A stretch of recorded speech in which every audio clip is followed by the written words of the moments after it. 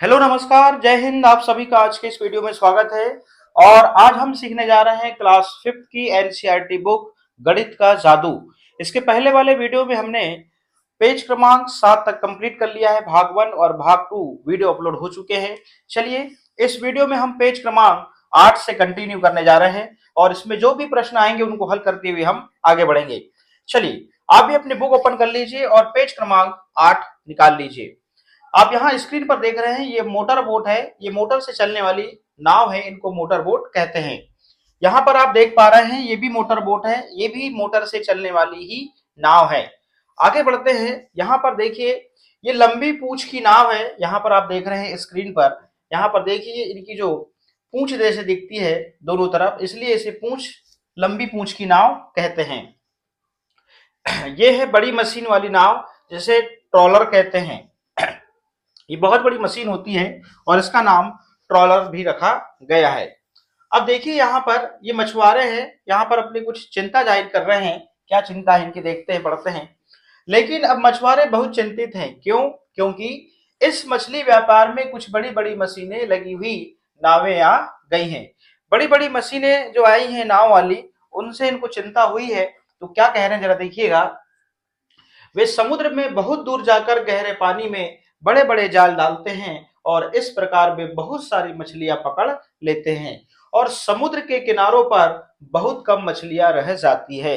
जब मछलियों को दूर दूर तक जाके पकड़ा जा रहा है तो किनारों पर जो मछलियां, ये जो मछुआरे पकड़ते थे, इनके लिए अब थोड़ी सी मुश्किल हो गई है और ये नावें ज्यादा दिनों तक समुद्र में रह पाती हैं। इन नावों की एक ही विशेषता है, ये बड़ी बड़ी मशीनी नावें उन छोटी छोटी मछलियों को भी पकड़ लेती हैं जिन्हें अभी बड़ा होना है। मछुआरों मछुआरे तो हमेशा मछलियों के बच्चों को जाल से बाहर निकालकर समुद्र में जाने देते हैं और वे जाल को इस तरह तैयार करते हैं कि केवल बड़ी मछलियां ही पकड़ी जाए। जो मशीन है वो छोटी छोटी मछलियों को भी पकड़ लेती है और यहाँ पर ये जो मछुआरे हैं, इनका कहना है कि हम जाल इस प्रकार बनाते हैं कि उनकी जाल से जो छोटी छोटी मछलियां जो हैं वो अपने आप निकल जाती हैं ताकि वो बड़ी हों। और यहाँ पर मशीनें जो हैं वो छोटी मछलियों को भी पकड़ लेती है। इस प्रकार से यहाँ पर चिंता जाहिर करी जा रही है। आगे देखते हैं पेज क्रमांक 9। सैकड़ों साल से मछुआरे समुद्र और इसमें पलने वाली मछलियों की देखभाल करते आ रहे हैं। मतलब बहुत साल पहले से ये जो मछुआरे हैं, ये समुद्र में जो मछलियां पलती हैं उनकी देखभाल करते आ रहे हैं और वे समुद्र से बहुत थोड़ी मछलियां ही खाने और बेचने के लिए निकालते हैं। कहने का इनका मतलब है कि वो समुद्र से मात्र उतनी ही मछलियां निकालते हैं काय के लिए, खाने के लिए और बेचने के लिए जितनी इनको जरूरत होती है। उनका कहना है कि अगर मशीनें नाव द्वारा रोज हजारों किलोग्राम मछलियां समुद्र से निकाली जाएंगी, तो मशीनें हैं भाई, बड़ी बड़ी मशीनें हैं, निश्चित रूप से वो हजारों किलोग्राम मछलियां समुद्र से निकालती हैं। तो उनकी चिंता यह है कि वह दिन दूर नहीं जब एक भी मछली समुद्र में नहीं बचेगी। इस प्रकार से अपनी चिंता वो व्यक्त कर रहे हैं। नदियों और समुद्र में मछलियों पर बढ़ते हुए खतरे पर एक रिपोर्ट लिखो। आपको एक रिपोर्ट तैयार करना है, आप अपने मन से, और अपने क्लास टीचर को बताना है। किस नाव में कितना आता है? अब देखिएगा, लट्ठों की नाव एक चक्कर में लगभग 20 किलोग्राम मछलियां लाती हैं। अब जो नावें हैं, कई प्रकार की नावें हैं, यहाँ पर 4-5 प्रकार की नाव हैं। तो कौन सी नाव कितना वजन लाती है एक चक्कर में, यहाँ पर वो बात करी जा रही है। लेकिन कुछ और तरह की नावें इससे ज्यादा मछलियां ला सकती हैं, जैसा कि तालिका में दिखाया गया है। तालिका में हर नाव की चाल को भी दिखाया गया है।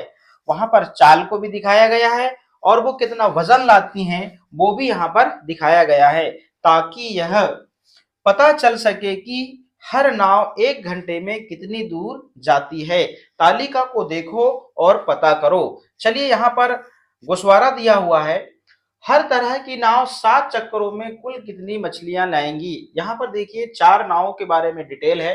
दूसरा प्रश्न है मोटर बोट 6 घंटे में कितनी दूर तक जा पाएगी? और तीसरा है अगर लंबी पूंछ की नाव को 60 किलोमीटर जाना पड़े तो वह कितना समय लेगी?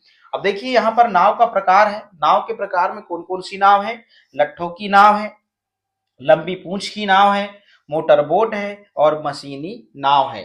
अब ये जो है एक चक्कर में जो कितनी मछली लाती है, तो लट्ठे की नाव एक चक्कर में 20 किलोग्राम मछली लाती है, लंबी पूंछ की नाव 600 किलोग्राम लाती है एक चक्कर में, और मोटर बोट जो है वो एक चक्कर में 800 किलोग्राम मछली लाती है, और मशीनी जो नाव है वो एक चक्कर में 6000 किलोग्राम मछली लाती है।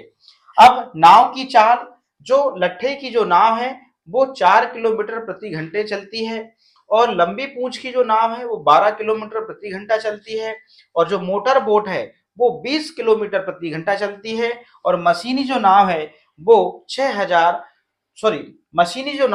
वो 22 किलोमीटर प्रति घंटा चलती है, और वो 6000 किलोग्राम मछली एक चक्कर में लाती है।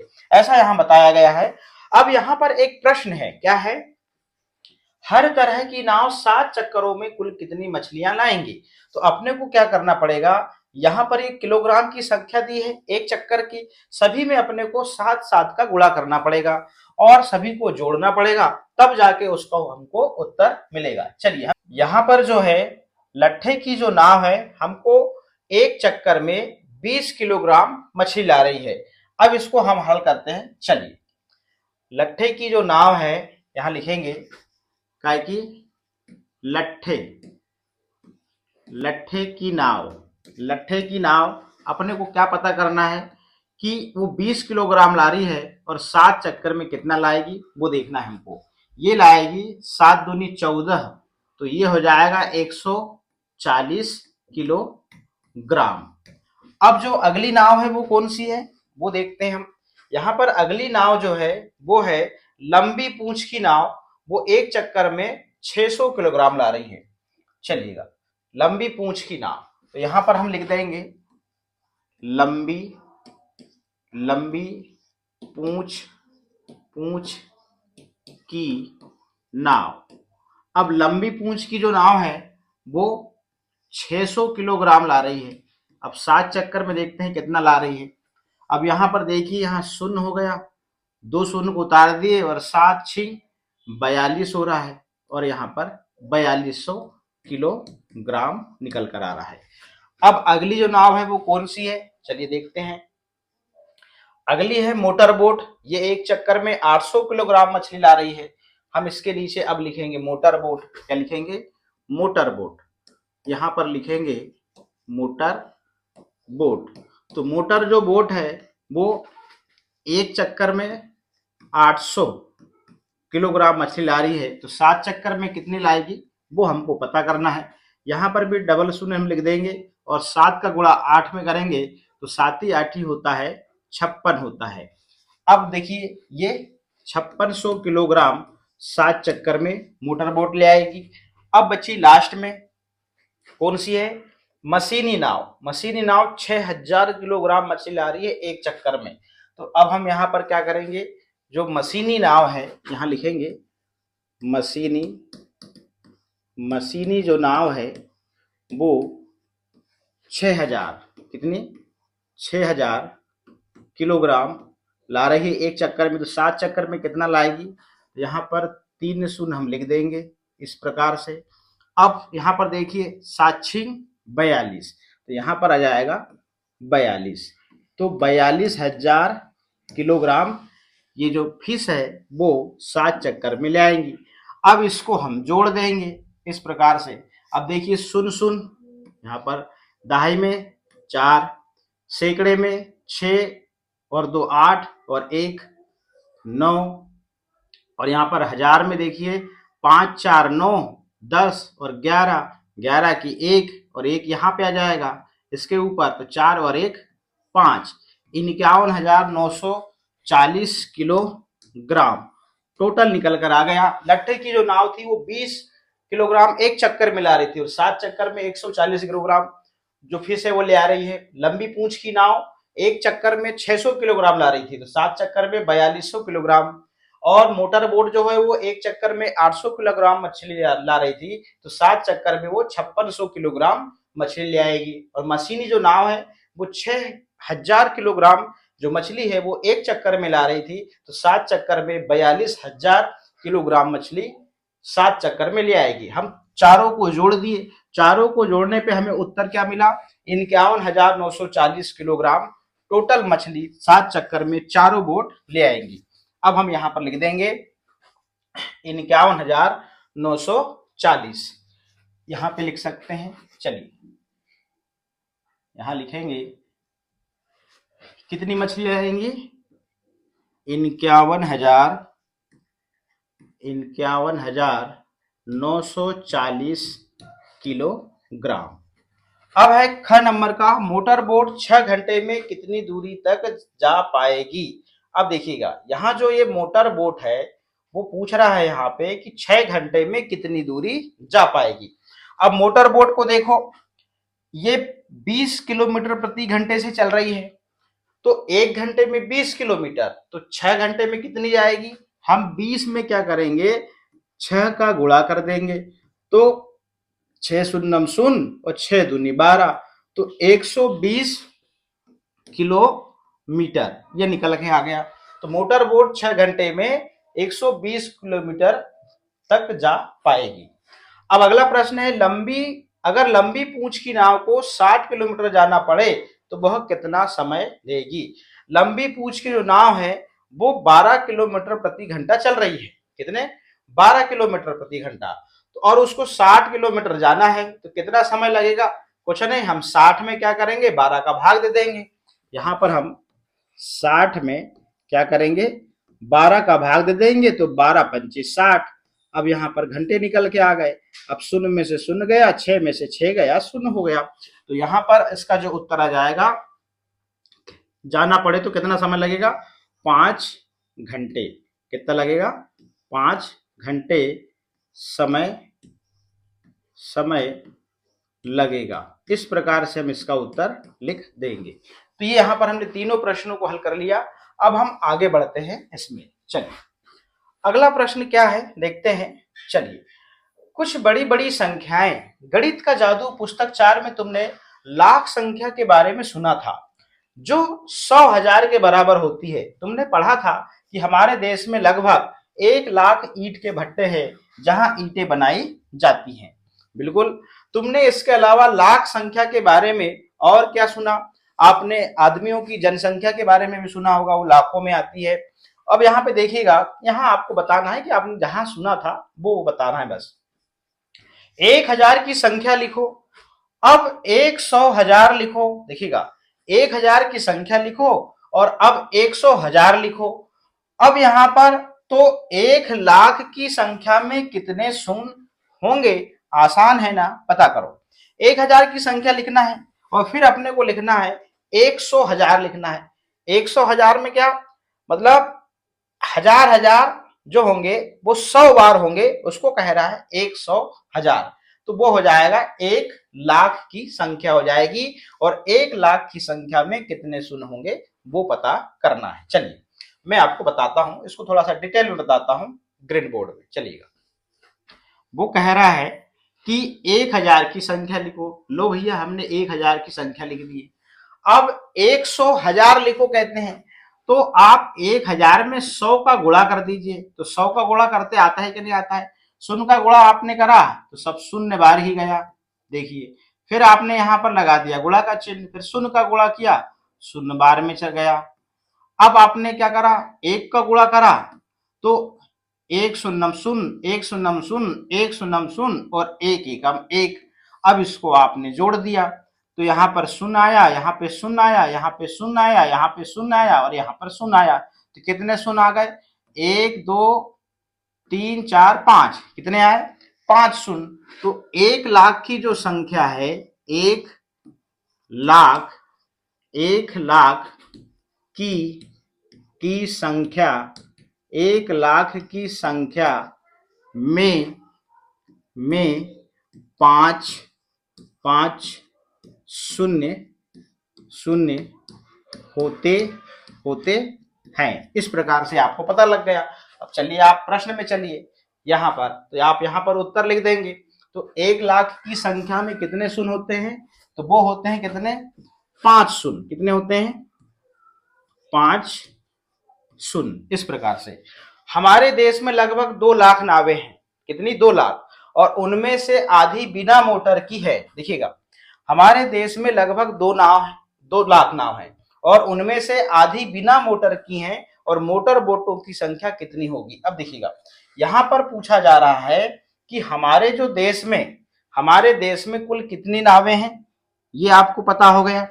हमारे जो देश में, यहां लिखेंगे हम, हमारे हमारे जो देश में हमारे देश में कुल कितनी है, 2 लाख नावें हैं। कितनी? 2 लाख नाव हैं। उनमें से कहा जा रहा है कि आधी क्या है, आधी नावें जो हैं वो मोटर बोट, ऐसी कुछ बोल रहा है। देखिएगा, उनमें से आधी बिना मोटर की है, तो मोटर बोटों की संख्या ज्ञात करनी है। अब देखिए, बात एक ही है, चाहे इधर से पकड़ो काज, चाहे उधर से पकड़ो। तो इसमें कह रहा है कि आधी जो नावें हैं वो बिना मोटर बोट की हैं, तो फिर आपको मोटर बोट की संख्या ज्ञात करनी है। तो आप क्या करेंगे, सीधे सीधे यदि आपको आधी पता करना है तो आप 2 लाख में क्या करेंगे, सीधे सीधे आप क्या करेंगे, 2 का भाग देंगे। तो 2 का भाग देंगे तो आपको संख्या निकल के जाएगी आधी। तो 2 एकम 2, ये गया 0। अब यहाँ पे कितने शून्य बचे, 1 2 3 4 5, तो हम यहाँ 5 शून्य लगा देंगे। ये 5, तो 1 लाख आया। कितना आया? 1 लाख आया। तो इस प्रकार से हम यहाँ पर संख्या लिख देंगे, काहे की अब हम प्रश्न में चलते हैं। तो यहाँ पर जो है मोटर बोट की संख्या निकल कर आ गई। अब मोटर बोट की संख्या कितनी है, 1 लाख है, और हम यहाँ पर अब 1 लाख लिख देंगे इस प्रकार से। अब हम इसमें आगे बढ़ते हैं। क्या कहता है अगला प्रश्न, मोटर बोटों में से लगभग 1/4 बड़ी मशीनी नौकाएं हैं और मशीनी नौकाएं कितनी हजार हैं, कोशिश करो और बिना लिखे पता करो। देखिएगा, यहाँ पर 1/4 बताया गया। क्या बताएगा? मोटर बोटों में से लगभग 1/4। यहाँ पर जो 1/4 शब्द आया है, आपको ये समझ में आना चाहिए। यदि ये समझ में नहीं आएगा तो आप मन से आप इस सवाल को हल नहीं कर पाएंगे। अब मोटर बोटों की आपको संख्या पता चल गई। अब मोटर बोट में वो बोल रहा है कि जो मशीनी नौकाएं हैं, मतलब मशीनी जो नाव है, वो 1/4 है। कितने बोल रहे हैं?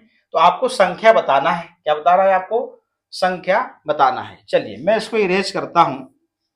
सबसे पहले मैं आपका एक कॉन्सेप्ट क्लियर करता हूं। कौन सा वाला? कि 1/4 वाला। पहले हम 1/4 को समझते हैं। देखिएगा, मैंने यहाँ पर एक आकृति लिया, ठीक है ना। मैं आकृति आपको समझाने के लिए ले रहा हूं, ठीक है ना। यहाँ इसका रोल नहीं है, मगर मैं आपके बेसिक को ध्यान में रखते हुए बता रहा हूं। अभी ये एक वस्तु है, ठीक है ना। अभी ये पूरी एक वस्तु है, ठीक है ना। मैंने इसको आधा किया, ठीक है, इसको मैंने आधा किया। तो ये इसका ये वाला जो भाग है वो 1/2 है, और इसका जो भाग है वो 1/2 है। ऐसा आपने सीखा होगा। मैं अब इसको क्या करता हूं, इसके मैं 4 भाग कर देता हूं। अब इसके 4 भाग किया तो इसके हर एक भाग 1/4 है। अभी वो क्यों है मैं बता देता हूं। 1/4, ये वाला भी भाग 1/4 है, और ये वाला भाग भी इसका 1/4 है। अब देखिएगा, यहाँ पर बटे में संख्या निकल के आई 1/2 और 1/4, यही निकल के आई। तो इसको कहते हैं अंश कहते हैं। इसको क्या कहते हैं? अंश कहते हैं। और इसको क्या कहते हैं? हर कहते हैं। यहाँ पर भी वैसे ही, इसको कहते हैं अंश, ठीक है ना, और इसको कहते हैं हर। ये आपको पता है। अब यहाँ पर देखिएगा, ध्यान से देखिएगा, अंश में कौन सी संख्या लिखी जाती है? मतलब कोई एक वस्तु है, उसके हर भागों की संख्या उसके हर में लिखी जाती है। हर में कौन सी संख्या लिखी जाती है? किसी वस्तु या किसी चीज के हर भागों की संख्या कहाँ लिखी जाती है? उसके हर में। और उन भागों में से, उसके हर भागों में से कितने अंश ऊपर लिए गए, उनकी संख्या ऊपर लिखी जाती है। तो वो नीचे हर वाली संख्या ये बता देती है कि उस वस्तु के कितने भाग किए गए हैं। तो वो 2 किए गए हैं। और ऊपर वाली ये बताती है कि जब भाग 2 किए गए हैं तो ऊपर कितने भाग लिए गए हैं? 1 लिया गया है। ये अंश ये बताता है। तो अब देखिए, इसको 1/2 को कहते हैं आधा। अब देखिएगा, यहां पर मैं इस वाले बात करूं, यहां पर मैं बात करूं किसकी? इसकी बात करूं, ये वाले भाग की, ये वाले की, तो ये 1/4 है। मैं अब ये दोनों की बात करूं तो ये हो गया 2/4 हो गया। अब मैं तीनों की बात करूं तो यहां पर हो गया ये 3/4 हो गया। और मैं अब चारों की बात करूं तो यहां पर ये हो गया 4/4, मतलब 4 एकम 4। यहाँ पर 4 एकम 4, एक बार में भाग चला गया। तो यहाँ पर पूरी एक संख्या, पूरी एक वस्तु की बात करी जा रही है, और यहाँ पर एक वस्तु के 3 भाग की बात करी जा रही है, ऐसा ही है। और यहाँ पे क्या की बात जा रही है, यहाँ पर कौन सी बात की जा रही है, यहाँ पर आधा की बात करी जा रही है, मतलब 2 भाग मतलब आधा, 2 भाग मतलब आधा, ये आपको पता है। तो यहाँ पर 1/4 मतलब ऐसी कोई वस्तु वहां पर उसके 4 भाग किए गए हों, और 1/4 मतलब एक हिस्से की बात की जा रही हो। तो आप यहाँ पर थोड़ा सा इस बेसिक को आपने समझे होंगे। अब आपको पता हो गया कि जो मोटर बोट है, जो, अब हम प्रश्न में चलते हैं, जो मोटर बोट है, मोटर बोट की जो संख्या है वो कितनी है, मोटर बोट की संख्या है वो 1,00,000 है, ये आपको पता है। अब उसमें मशीनी नाव जो है वो अपने को 1/4 निकालना है। अब अपने को मशीनी जो नाव है, अपने को मशीनी मशीनी जो नाव है वो 1/4 है, ये आपको पता है, 1/4 इस प्रकार से। अब देखिएगा, इसको आप, यदि आपका पढ़ने का लेवल अच्छा है तो आप इस प्रकार से भी हल कर सकते हैं कि आप यहाँ 1,00,000 लिखेंगे, कितना लिखेंगे, 1,00,000 लिखेंगे, फिर गुणे में 1/4 लिखेंगे। आप कुछ नहीं है, आप 4 से क्या करेंगे, इसमें काटेंगे, तो 4 दूनी कितना होता है, ये हो गया 8, बचा यहाँ पर 2 और यहाँ शून्य, तो 4 पंचे 20, ये वाला भी शून्य गया, अब बचे 3 शून्य, तो यहाँ पर आ गया 25,000 आ गया। अब 25,000 में आप 1 का गुणा करोगे तो कितना आएगा, 25,000 में 1 का गुणा करोगे तो यहाँ पर सीधे सीधे 25,000 ही आएगा। मगर मैं आपको दूसरे तरीके से बताता हूँ, आपको हल नहीं करना था। अब आप इसको ऐसे समझो कि यहाँ पर ये कोई चलिए अभी हम जो आकृति लिए थे उसी से समझते हैं। अब मैंने यहाँ पर ये आकृति लिया, ठीक है ना, आकृति ले लिया। अब यहाँ पर मैंने क्या करा, इसके 4 भाग किए इस प्रकार से, ठीक है। अब हमारे पास में मोटर बोट की संख्या कितनी है, वो है कितनी है, 1,00,000 है ना, 1,00,000 है मोटर बोट की संख्या। अब हम इसको क्या करेंगे, चित्र के माध्यम से समझते हैं। अब 1,00,000 के 4 भाग करेंगे हम, तो कितने होंगे, पहले हमने इसके आधे आधे करा, तो मान लीजिए अभी देखिए ये 4 भाग करेंगे तो 25,000 होगा, कितना होगा, 25,000, 25 चौके हो जाएगा 100 होता है ना। तो यहाँ पर यदि आप 25,000 का 4 में गुणा करोगे तो 1,00,000 आ जाएगा इस प्रकार से। ये इसके 4 भाग हुए, बराबर भाग होगा 1,00,000 के। अब इसका 1,00,000 का 1/4 मतलब 1,00,000 का 1/4 ये निकाला हमने, तो ये इसका हर एक भाग 1/4 है या नहीं, तो 1/4 कितना है, 25,000 है। तो सीधी सी बात आ गई कि मशीनी जो नाव है उसका जो उत्तर है वो निकल के आ गया। आप यहाँ पर सीधे सीधे लिख सकते हैं कितने, 25,000 है। अब देखिएगा कितना, 1/4 मतलब 25,000 नाव, इस प्रकार से आपने पता कर लिया। शायद तुम सोच रहे होगे कि आखिर कितने लोग हैं जिनकी जिंदगी मछलियों से जुड़ी हुई है। कुल मिलाकर लगभग 100 लाख मछुआरे हैं जो मछली पकड़ते हैं, उन्हें साफ करके बेचते हैं, जालों और नावों को बनाते हैं और ठीक करते हैं आदि। इस बड़ी संख्या 100 लाख के लिए हमारे पास एक नाम है, 1 करोड़। अब देखिएगा यहाँ पर अभी हमने 100,000 सुना था, अब यहाँ पर 100 लाख आ गया। तुम करोड़ के बारे में कहाँ सुना है, यह किसके लिए उपयोग में आता है। आपने देखा होगा करोड़ों में हमारी जनसंख्या है और करोड़ों में ही ली जाती है। 1 करोड़ लिखने के लिए कोशिश करो, बहुत सारे शून्य में उलझ मत जाना। अब देखिए कुछ नहीं, हम यहीं से बताते हैं आपको, आप कुछ नहीं है, वहां पर क्या कहा गया था, 100,000 कहा गया था, अब यहाँ पर 1,100 कह रहा है। तो आप क्या करो कि 1,000 में देखिएगा, अब यहाँ पे क्या कह रहा है, 100 लाख बोल रहा है, 100 लाख। अब यहाँ पे देखिएगा 100 लाख मछुआरे हैं। अब यहाँ पे कहता है 100 लाख के लिए हमारे पास में एक नाम है क्या, 1 करोड़। अभी आपको पता हो गया। अब कुछ नहीं, आप क्या करो कि सीधे सीधे 1,00,000 में आप 100 का गुणा कर दीजिए। 1,00,000 में आप क्या करेंगे, 100 का गुणा करेंगे, तो आप क्या करेंगे, 1,00,000 में आप 100 का गुणा कर दीजिए, आपको उत्तर मिल जाएगा। तो सीधे सीधे कितने, एक, ये 5 शून्य हो गए और वो 2 शून्य हो गए, तो सीधे सीधे आपकी करोड़ों में संख्या आ गई, तो 7 शून्य होते हैं यहाँ पर। अब बहुत आसान है, ये गुणा करोगे तो आपको मिल ही जाएगा। कुछ नहीं है, शून्य का शून्य में गुणा करते हैं तो वो पूरे शून्य जाते हैं, और 1 का 1 में गुणा कर दीजिए, शॉर्टकट ट्रिक है ये। तो ये आपने 1 करोड़ लिख दिया। अब हम इसमें आगे बढ़ते हैं, ज्यादा टाइम स्पेंड नहीं करते। चलिए, मछली बाजार। क्या तुम कभी मछली बाजार गए हो? अगर हाँ, तो तुम्हें पता होगा कि भीड़ और शोर से भरी जगह को मछली बाजार क्यों कहते हैं। आज मछली बाजार में बहुत चहल पहल है। कुछ मछुआरों की नावें बहुत सारी मछलियां लाई हैं और मछुआरे ने चिल्ला चिल्ला कर कीमत बताकर खरीदारों को अपनी ओर बुला रही हैं। मिनी, यहाँ आओ, यहाँ आओ, ये लो छोटी मछलियां। देखो आप, यहाँ पर बाजार लगा है और सार्डिन जो है मछली है वो 40 रुपए किलो है। ग्रेसी, कभी इतना सस्ता नहीं मिलेगा, खरीदो स्वाड मछली 60 रुपए किलो। सार्डिन जो मछली है, ये थोड़ा याद रखिएगा क्योंकि इसी से संबंधित अभी प्रश्न बनेंगे। सार्डिन जो मछली है वो 40 रुपए है और यहाँ पर जो स्वाड मछली है वो है 60 रुपए किलो, ध्यान दीजिएगा।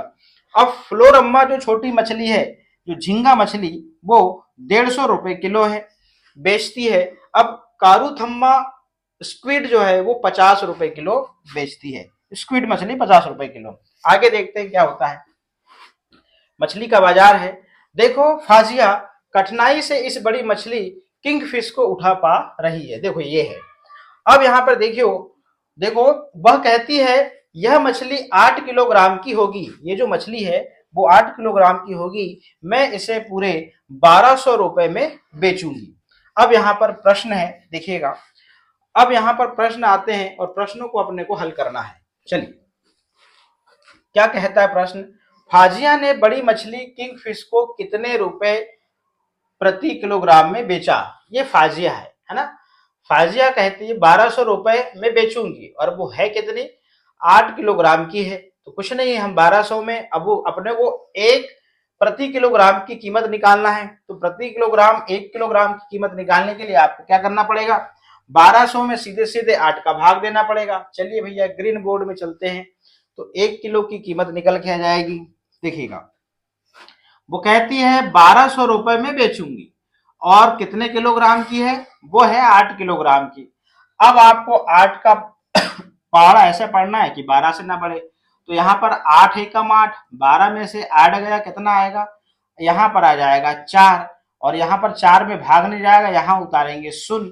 तो यहाँ पर 8 पंचे होता है 40, कितना होता है, 8 पंचे होता है 40, 40 में से 0, 40 गया तो 0 आएगा, कितना आएगा, 0 आएगा। अब बचा 1 0 यहाँ पे, तो यहाँ पे लिख देंगे 1 0।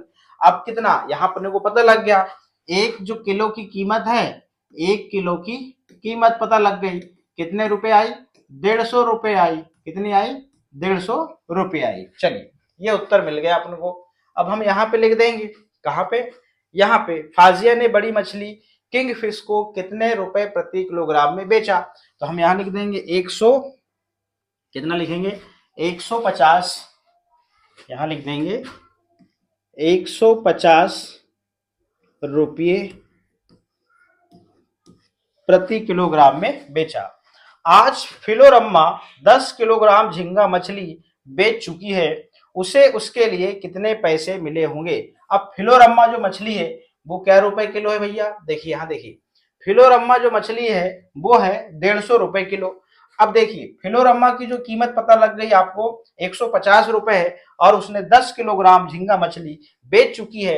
अब हमको पता करना है कि उसने कितने पैसे मिले होंगे। अब इसको हल करते हैं, देखिएगा। अब जो फिलोरम्मा जो मछली है, देखिएगा, फिलोरम्मा फिलोरम्मा जो मछली है, मछली वो 1 किलोग्राम 150 रुपए की है। कितने, 150 रुपए की। तो अपने को क्या करना है, 10 किलोग्राम की अपने को कीमत पता करना है। 10 किलोग्राम की कीमत पता करना है अपने को, है ना, यही पता करना है इस प्रकार से। अब अपन क्या करेंगे कि 150 में अपन 150 में 10 का गुणा कर देंगे। तो देखिए 0 का गुणा करेंगे तो सभी में 0 0 आएगा, फिर यहाँ पर हम गुणा का चिन्ह लगा देंगे, फिर 1 का गुणा करते हैं तो 1 0 0 और यहाँ पर आ जाएगा 1 का पहाड़ा 5 बार पढ़ेंगे तो 5 ही आएगा और 1 एकम 1। अब यहाँ पर हम इसको जोड़ देंगे तो 0 0 और ये 5 और 1, ये आ गया 1500।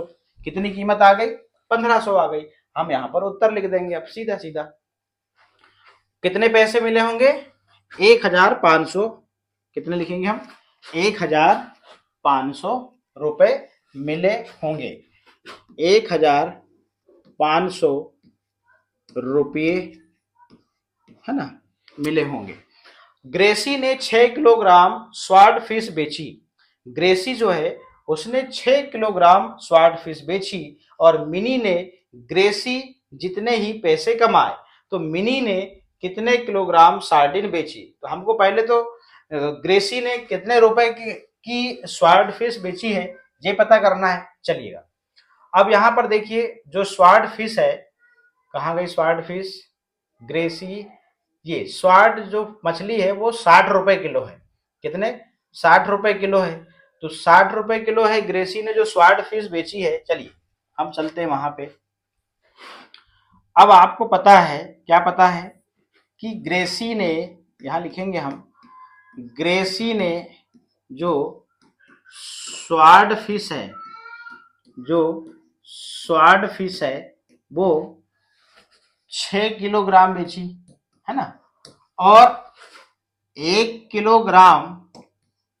किलोग्राम जो फिश है उसकी जो कीमत है वो कितनी है? 60 रुपए है। अब आपको क्या है, कीमत पता करना है 6 किलोग्राम की। तो आप 60 में क्या करेंगे? 6 का गुणा कर देंगे। तो 6 शून्य शून्य और 6 छिंग 36, इस प्रकार से आप 360 रुपए की उसने बेची। अब आपको क्या पता करना है? अब आपको ये पता करना है कि ग्रेसी ने, हमको पता लग गया कि 360 रुपए की उसने स्वार्ड फिश बेची। अब मिनी ने कितने किलोग्राम स्वार्डिन बेची, अब ये पता करना है।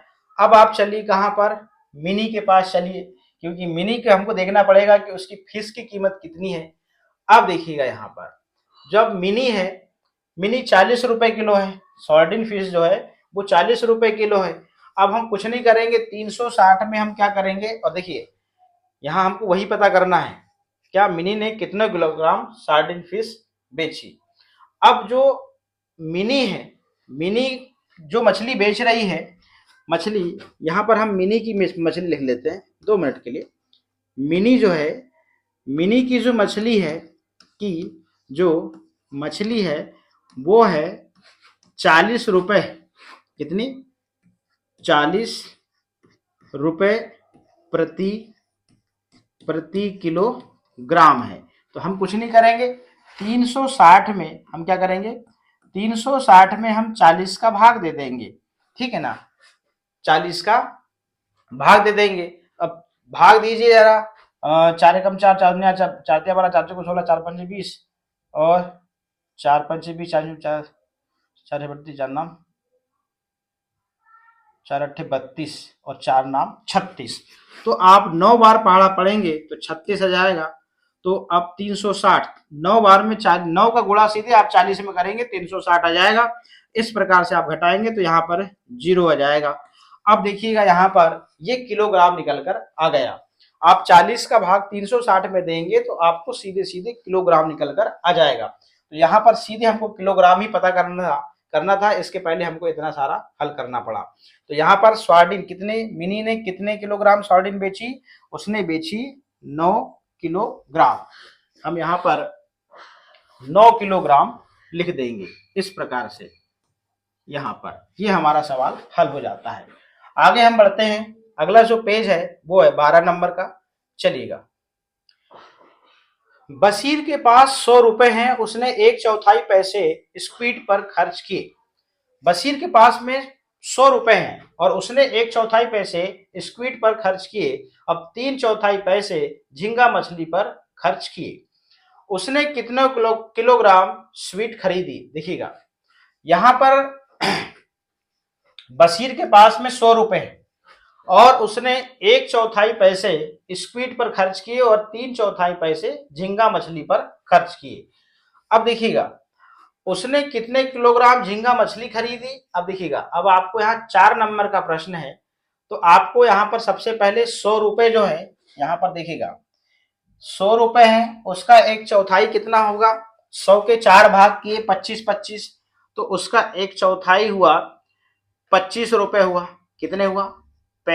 यहाँ पर 1/4 बराबर यहाँ पर ये 25 रुपए हुआ। अब यहाँ पर 3/4 की बात कर रहा है, तो 3/4 बराबर हो जाएंगे ये 75 रुपए हो जाएंगे। कितने हो जाएंगे? 75 रुपए हो जाएंगे। अब ये कहता है कि स्क्वीड पर खर्च किए और 3/4 पैसे झींगा मछली पर खर्च किए, तो उसने कितने किलोग्राम स्वीट स्क्वीड खरीदी? तो स्क्वीड की कीमत क्या थी जरा वो हम देख लेते हैं, चलिएगा। स्क्वीड उसने 1/4 पैसे की खरीदी, तो स्क्वीड की कीमत क्या थी जरा देखिएगा। 50 रुपए किलोग्राम बेचती है। देखिए स्क्वीड की कीमत 50 रुपए किलोग्राम है। अब उसने यहां पर प्रश्न पूछ लिया कि 25 रुपए तो उसके पास है 100 में से, तो यहां पर जो है वो उसने कितने किलोग्राम स्क्वीड खरीदी, और वो है 50 रुपए किलोग्राम।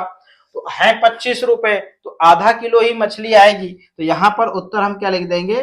500 ग्राम लिख देंगे इस प्रकार से, 500 ग्राम यहां पर हम इस प्रकार से लिख देंगे। अब उसने कितने किलोग्राम झींगा मछली खरीदी? अब झींगा मछली की कीमत क्या है वो देखना पड़ेगा। अब देखिएगा यहाँ पर जो झींगा मछली है, देखिएगा कहाँ गई झींगा मछली? हाँ हाँ हाँ हाँ हाँ, सार्डिन, ये स्वाड और झींगा मछली, वो है 150 रुपए किलो। कितनी? 150 रुपए किलो। अब इसके पास है 75 रुपए। कितने? 75 रुपए। तो यहाँ पर भी 500 ग्राम ही मछली आएगी। कहाँ पर? अब यहाँ पर हम इसका उत्तर लिख देंगे। यहाँ पर जो है 150 रुपए किलो है, 150 रुपए किलो है, और 1/4 के पैसे उसके पास में है 75 रुपए। तो 75 दूनी होते हैं आपके 150, तो यहाँ पर 500 ग्राम ही मछली उसको मिलेगी झींगा। यहाँ पर हम लिख देंगे 500 ग्राम। अब देखिए आगे क्या कहता है यहाँ पे, तेजी से बोलने की कोशिश करो। जरा देखो नीचे लिखी पंक्तियों को कितनी जल्दी बोल पाते हो। वह समुद्री किनारों पर समुद्री सीपियां बेचती हैं और उसे पता है कि जो सीपियां वह बेच रही है वे आगे नहीं होंगी। महिलाओं का मछली बैंक, इसको हम अगले वीडियो में कंप्लीट करेंगे। बहुत बहुत धन्यवाद।